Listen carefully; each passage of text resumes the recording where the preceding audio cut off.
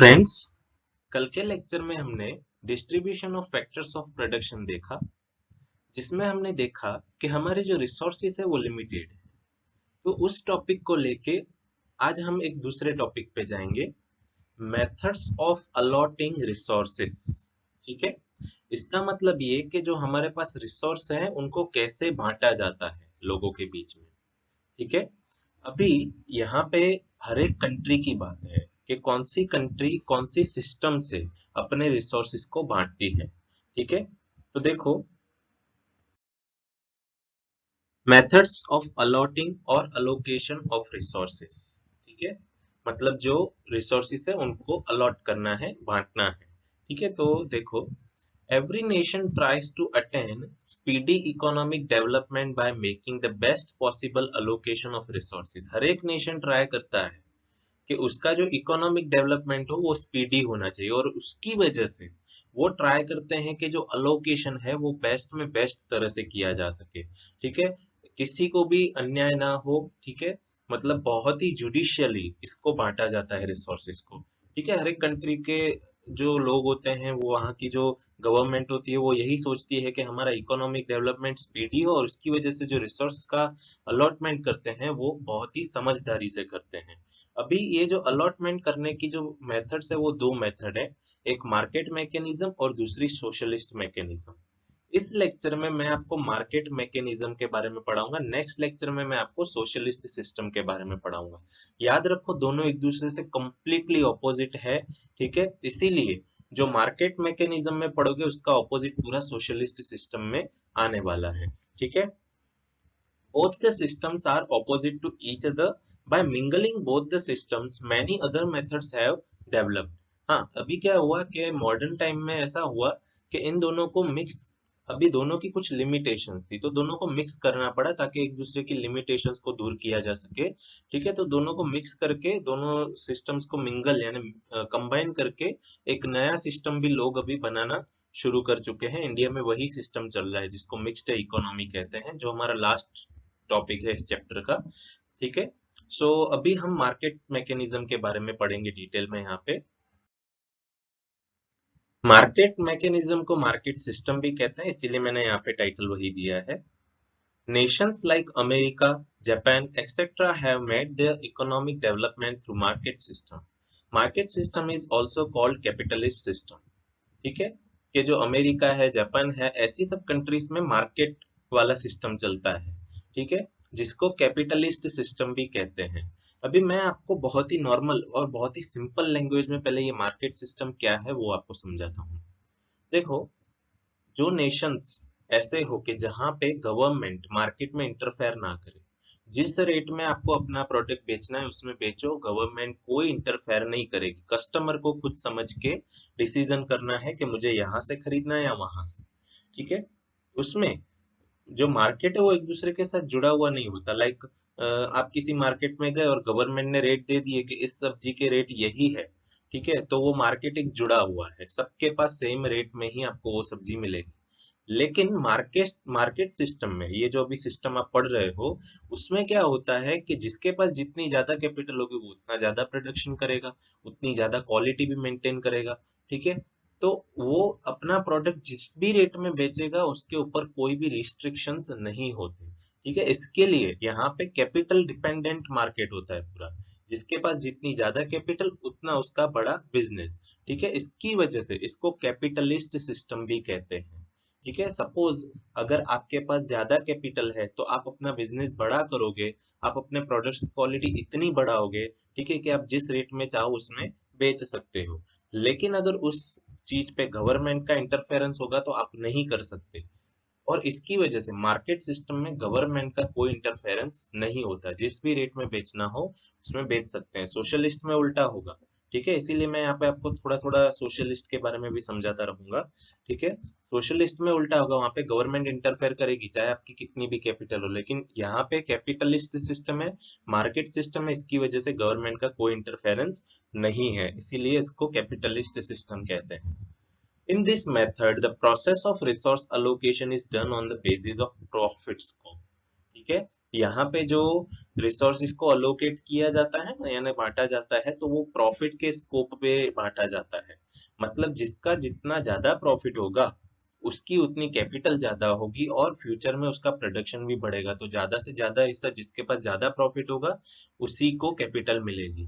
ठीक है, उसी को ज्यादा लैंड, मतलब जिसके पास ज्यादा लैंड होगी, ठीक है, वो इतना ज्यादा प्रॉफिट करेगा, और प्रॉफिट करेगा तो और उसकी लैंड बढ़ेगी, मतलब वो बढ़ता ही जाएगा। ठीक है। हाँ, इसमें पुअर लोगों को जगह नहीं मिल सकती क्योंकि उनके पास कैपिटल नहीं है, तो वो ज्यादा क्वालिटी मेंटेन नहीं कर सकते, वो इतना नहीं बेच सकते, और यहाँ पे इस मार्केट में पुअर लोग खरीद भी नहीं सकते। ये सिस्टम देखने को मिलती है, हम बाद में देखेंगे। In this in this system, in production and its related activities, profit is at the center। ये सिस्टम में प्रॉफिट ही सेंटर में होता है। लोगों की सेवा नहीं करना है, आपको खरीदना है खरीदो, नहीं तो जाओ कहीं और से खरीद लो। ठीक है। इस सिस्टम में सिर्फ प्रॉफिट ही सेंटर पे होता है, सिर्फ प्रॉफिट करने के लिए ही इस सिस्टम से लोग जुड़े हुए रहते हैं। People invest in those industries where they find more scope of profit. ठीक है, लोग वहीं पे अपना कैपिटल वगैरह सब इन्वेस्ट करेंगे जहां पे उनको लगेगा कि यहाँ पे इनको प्रॉफिट ज्यादा होने वाला है। Market is completely free in this system. इस सिस्टम में मार्केट completely फ्री होता है। Then after, government does not have any specific economic policy or does not plan any role in this method।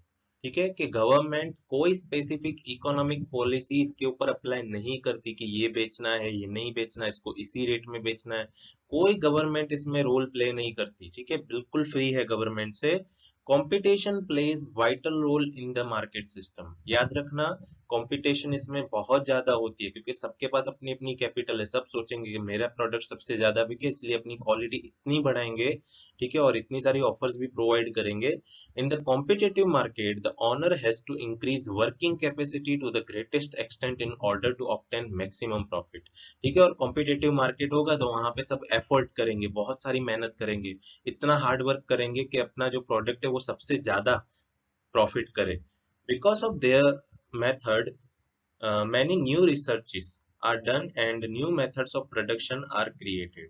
So production is the maximum। ठीक है, इस method की वजह से ऐसा होता है कि बहुत सारे रिसर्चेस होते हैं और नए नए मेथड्स आती है प्रोडक्शन करने की, और इसकी वजह से प्रोडक्शन मैक्सिमम हो जाता है, यानी बहुत बढ़ जाता है। Because of this economic development of the countries take place. ठीक है, और इसकी वजह से इकोनॉमिक डेवलपमेंट जो होता है कंट्रीज का, वो प्लेस लेता है, मतलब वो बढ़ता है। Thus, competition controls the whole market, an invisible hand। ठीक है, कंपटीशन दिखती नहीं है लेकिन होती है, इसीलिए उसको इनविजिबल हैंड, ये याद रखना quotation. As the state does not, यहाँ पे स्टेट में मैंने एस कैपिटल इसके लिए लिखा है, और क्योंकि यहाँ पे स्टेट मतलब गवर्नमेंट की बात है। State does not interfere, this system is also known as free economy. याद रखो, market system, market mechanism, capitalist system and free economy. ठीक है, ये 4 नेम्स है एक ही सिस्टम के। ठीक है, एग्जाम में कैसे भी करके पूछ सकते हैं, give the short note of free economy. तो फ्री इकोनॉमी मतलब मार्केट सिस्टम ही हुआ, मार्केट मैकेनिज्म भी हुआ, सब एक ही हुए। याद रखना, इसके 4 नेम्स हैं। ठीक है, और इसमें सबसे ज्यादा कंपटीशन है, गवर्नमेंट का इंटरफेरेंस नहीं है, और कंपटीशन सबको कंट्रोल करती है, इसीलिए कंपटीशन को इनविजिबल हैंड भी कहा है। ठीक है, ये आपको याद रखना है, बहुत ही इंपॉर्टेंट लाइन है। सो अभी हम फीचर्स ऑफ मार्केट सिस्टम देखेंगे। ये फीचर्स आपको याद रखने हैं, ज्यादा नहीं है, सिर्फ 6 फीचर्स हैं। फर्स्ट फीचर है, ownership of resources of production is either individual और प्राइवेट। ठीक है, कि जो रिसोर्सेज होते हैं उनकी ऑनरशिप प्राइवेट या इंडिविजुअली होती है। ठीक है, यानी हर एक पर्सन की अपनी अपनी ऑनरशिप होती है अपने अपने रिसोर्सेज पे, उस पे कोई गवर्नमेंट का हाथ नहीं होता, गवर्नमेंट की ऑनरशिप बिल्कुल नहीं होती। मोस्ट ऑफ सब प्राइवेट सेक्टर में ही चलता है। Profit is at the centre of economic activities in the market system. ठीक है, मार्केट सिस्टम में प्रॉफिट मेन सेंटर पे होता है, प्रॉफिट ही कमाना होता है, इसकी वजह से मार्केट सिस्टम होता है। Consumers get good opportunity of choice. ठीक है, अभी कंपटीशन ज्यादा है, प्रॉफिट की वजह से कंपटीशन ज्यादा है, तो वहां पे जो भी शॉप वाले होंगे या जो भी प्रोडक्शन करने वाले होंगे वो ऐसा सोचेंगे कि हम ऐसा कुछ नया प्रोड्यूस करें कि कस्टमर हमारा ही प्रोडक्ट खरीदे।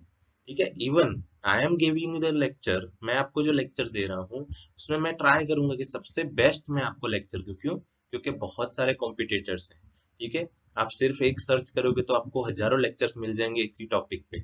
सो I am trying my best. ठीक है, इसीलिए मैं अपना बेस्ट ट्राई करूंगा, इसीलिए आपको एक अच्छी सी चॉइस मिलती है कि ये वाला खरीदना है, ये वाला प्रोडक्ट पे जाना है।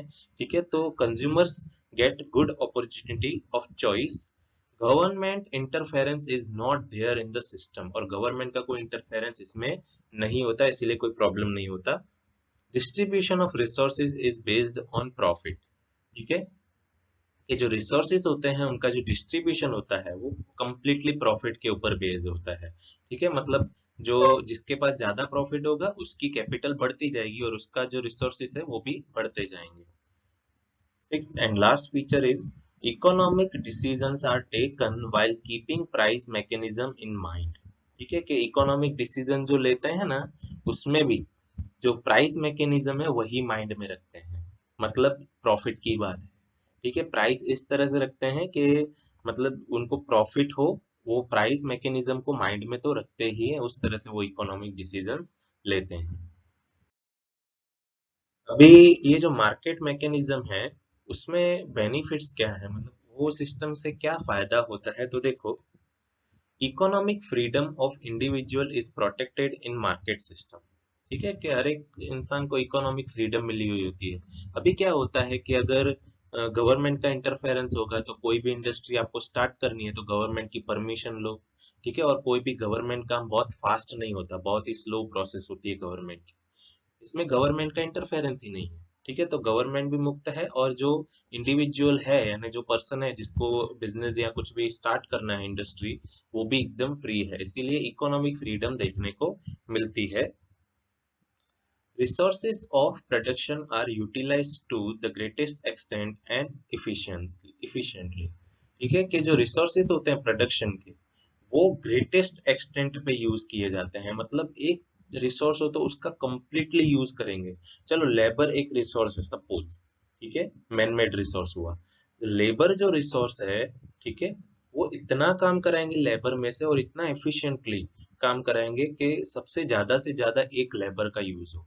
ठीक है, अगर मशीन है एक रिसोर्स, ठीक है, तो मशीन में से इतना काम वो लेंगे कि जो मशीन है वो कंप्लीटली यूटिलाइज होनी चाहिए, 2 मिनट भी मशीन को खाली नहीं छोड़ेंगे, अगर खाली होगी तो बंद कर देंगे।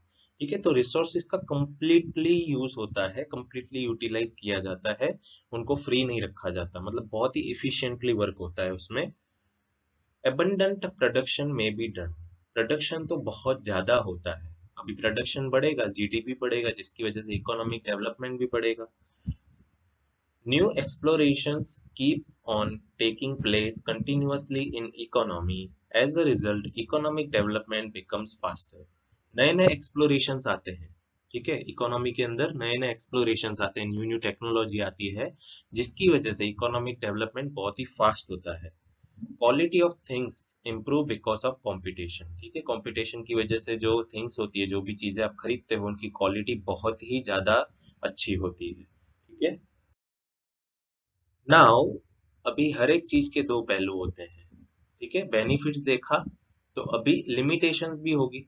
तो लिमिटेशंस क्या है, देखो, in spite of having many benefits, market system is not perfect.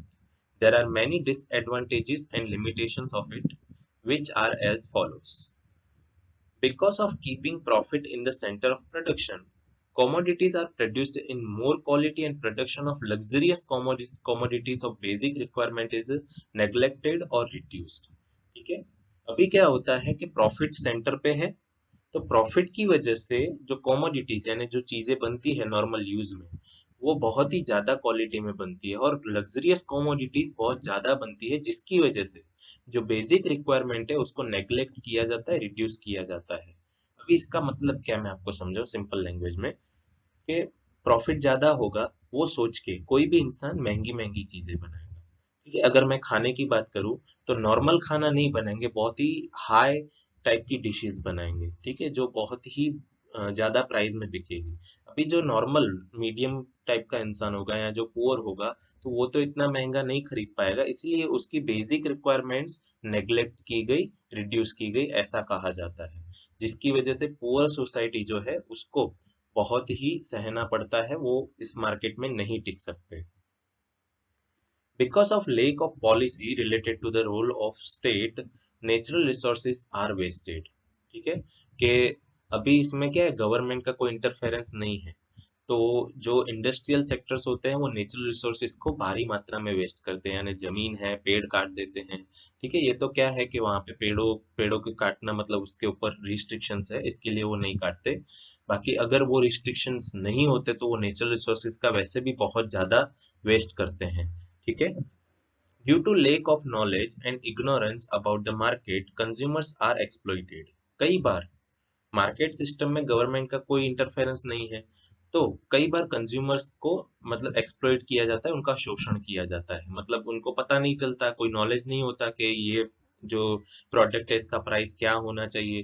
ठीक है, उनको नहीं पता होता, इसीलिए कंज्यूमर्स कई बार एक्सप्लॉइटेड यानी उनको उनका शोषण हो जाता है। Due to centralization of property and income, there is increase in disparity of income। ठीक है, कि सेंट्रलाइजेशन मतलब एक ही जगह पे टिका हुआ, जो प्रॉपर्टी है किसी ज्यादा से ज्यादा रिच पर्सन के पास ही टिकी हुई होगी और इनकम भी वहीं पे ज्यादा देखने को मिलेगी। ठीक है, इसीलिए इनइक्वालिटी भी कई बार होती है ऐसे जगहों पे। ठीक है, मतलब जो इनकम है सबसे ज्यादा सेंट्रलाइज, जो जिसके पास प्रॉपर्टी सेंट्रलाइज होगी उसी के पास ज्यादा इनकम होगी। अभी इसका मीनिंग मैं आपको समझाऊं, अभी आपके पास ही सबसे ज्यादा जमीन है, ठीक है, तो कोई और फार्मर कहाँ से ज्यादा प्रोटेक्शन करेगा, क्योंकि उसके पास आपकी जितनी जमीन है ही नहीं। ठीक है, आप एक ही जगह पे सब के सब टाइप के प्रोडक्ट्स बेचोगे तो लोग और कहीं जाएंगे ही नहीं। ठीक है, इसीलिए आपके पास ज्यादा प्रॉपर्टी है, आपने प्रॉपर्टी को सेंट्रलाइज किया हुआ है, तो सबसे ज्यादा इनकम भी आपके पास होगी, इसीलिए इनकम की डिस्पैरिटी यानी इम्बैलेंस देखने को मिलता है। There is a fear of monopoly, economic instability, exploitation of labor, etc।